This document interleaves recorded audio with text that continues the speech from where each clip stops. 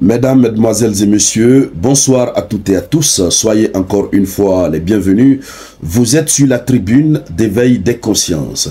À la une de l'actualité internationale, notre épilogue nous transporte directement sur ce que vous voyez là, ce que la Russie vient de faire sur le territoire ukrainien, mais plus précisément dans la région de Kharkiv. Oui, la nouvelle stratégie que la Russie est en train d'utiliser en Ukraine est une stratégie qui vient de dépasser l'OTAN. L'OTAN est dépassée, les autorités ukrainiennes sont dépassées. Elles se demandent comment est-ce que tout ça là va finir. Oui, pour les autorités les plus conscientes, je veux le dire. Alors, cette voiture que vous voyez là, c'est la voiture d'un juge de la Cour suprême. Oui, un juge de la Cour suprême, âgé de 61 ans. C'est cette voiture, ce véhicule qui a été pris pour cible par la Russie. Le véhicule était en circulation, mais vous ne pouvez pas imaginer. C'est comme si on était dans un film. Le véhicule était en circulation et puis ils ont envoyé un drone. Oui. Et le drone a réussi à toucher le véhicule. Oui. Et le juge de la Cour suprême qui était à l'intérieur a pris son billet de départ pour le repos éternel. Il s'en est allé au repos éternel. Oui, chères dames, chers messieurs. C'est ça la une de l'actualité internationale qui fait couler assez d'encre et de salive. On se demande d'ailleurs comment est-ce que cela a pu être possible. D'ailleurs, lorsque nous allons aller dans les profondeurs, les détails que certains médias locaux nous donnent à ce sujet, ces détails vous permettront de comprendre que le travail a été minutieusement fait et la technique utilisée est une technique de très haut niveau. Oui. Et donc, mesdames, mesdemoiselles et messieurs, dans le cadre de cette vidéoconférence, c'est de cela que nous allons parler. Mais avant de continuer, merci beaucoup de laisser beaucoup de j'aime, mettez beaucoup de j'aime, d'accord, et partagez la vidéoconférence au maximum.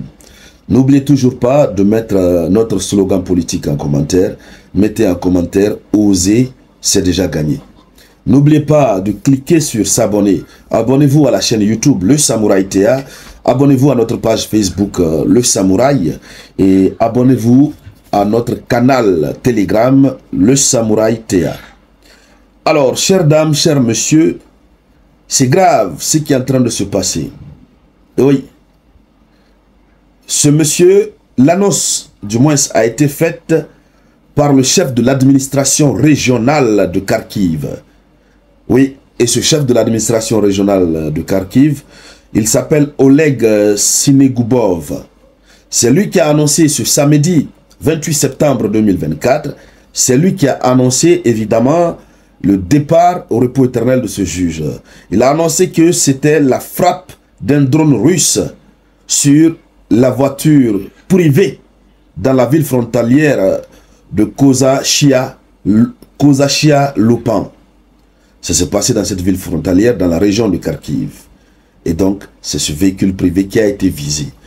Alors, la question qu'on se pose est celle de savoir, est-ce que ça a été une coïncidence? Le drone avait-il été orienté vers une autre cible et qu'ensuite, évidemment, le drone s'est retrouvé et à se loger dans la voiture du juge de la Cour suprême? Gros point d'interrogation. Ça, c'est la première question. Mais la deuxième question est celle de savoir si alors c'est le véhicule qui a été visé, mais quelle est la technologie qui a été utilisée par la Russie, puisque selon les informations locales, le véhicule était, n'est-ce pas, en mouvement. Donc comment est-ce que depuis la Russie, on peut localiser, avoir les coordonnées géographiques d'un véhicule, suivre ce véhicule par GPS et diriger un drone GPS pour aller à la rencontre du repos éternel de ce véhicule? Mais c'est fou. C'est dingue ça. Alors, selon les premières constatations, il s'agirait du Mitsubishi Lancer du juge de la Cour suprême, âgé de 61 ans, comme on venait de le dire, qui a été envoyé au repos éternel. Et ça, c'est selon le média RBC Ukraine. Ces médias locaux nous disent qu'il s'agirait de Léonide Loboïko. C'est ça le nom de ce juge. Hein, Léonide Loboïko. Et l'information a été confirmée par le site de la Cour suprême de l'Ukraine. On continue. Dans cette visite guidée de ce drone dans la région très précieuse de Kharkiv, nous apprenons que 3 autres femmes ont été blessées et elles sont hospitalisées dans un établissement médical. Voilà ce qu'a indiqué le premier rapport utilisé par les médias ukrainiens ce samedi.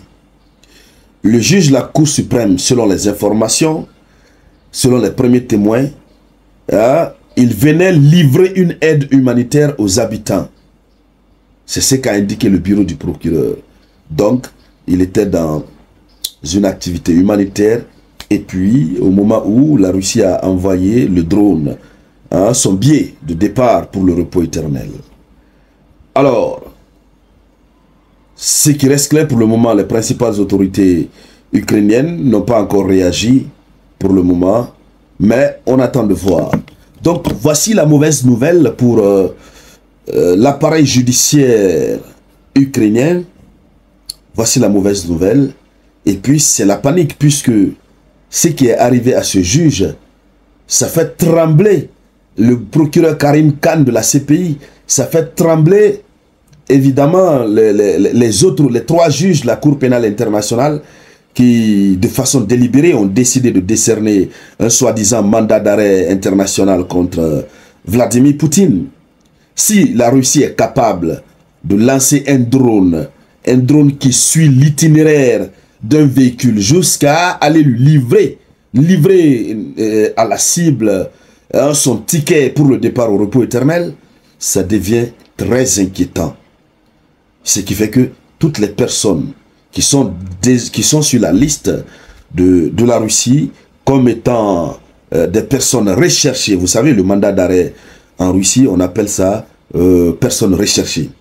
Donc ça veut dire ces personnes recherchées, à l'instant où nous sommes en train de parler, ils ne savent plus à quel sens se vouer. Oui. Si la Russie a réussi à développer une telle technique de drone qui poursuit, ouais, malgré la distance, ça suit sa cible comme si les deux étaient reliés par l'aimant. Maranatha, c'est compliqué. Alors, chères dames, chers messieurs, voici ce qu'il faut dire à ce sujet.